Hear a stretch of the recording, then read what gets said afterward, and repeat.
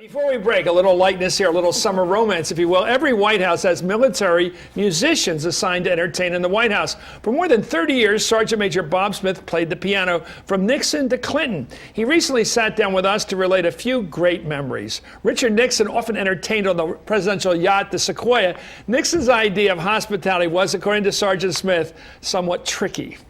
He would come on board with these empty bottles of wine that when you looked at the label, you thought you were getting yourself a $300 bottle of wine. It was amazing. He would take it to the galley and have these bottles set so that he could fill them then with the cheapest wine he could find, Carlo Rossi or something like that, and a funnel. There's the President of the United States with a funnel, filling these bottles of wine. So I'd be playing during dinner, and all of a sudden, tap, tap, tap, time for the toasts. So the toasts would be made and glasses raised, and you would watch each guest as they would savor this $300 bottle of wine that just, oh, this is just fantastic. The president thinks this much of us to do this. And they would sip this wine. Oh, this is the best wine we've ever had. And Nixon would look at me and just, got him again, you know. He just loved to do that kind of stuff. Well, Smith's piano bench was a front row seat to history, like when Ronald Reagan had some Hollywood friends over to the White House, and Cary Grant, I love Cary Grant, came over to chat. Everybody else had gone to dinner, and Grant is right there at the piano, standing there.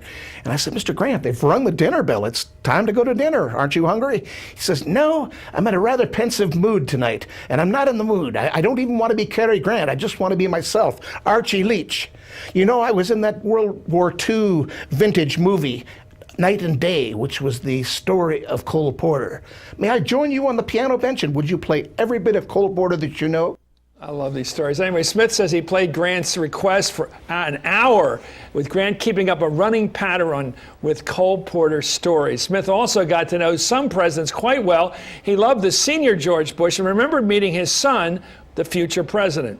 After the inauguration, they all came back to the vice president's residence, and I recognized everybody in the family. Doro, the daughter, I recognized Marvin because he used to hang out in Old Town Alexandria, and I'd remembered him very well. Recognized Jeb, and then why is this guy sitting in a corner? I'll say no more. I think you did say something. And even though Smith stayed on through Bill Clinton and says Clinton played a very respectable sax in some impromptu duets, he retired before W's arrival.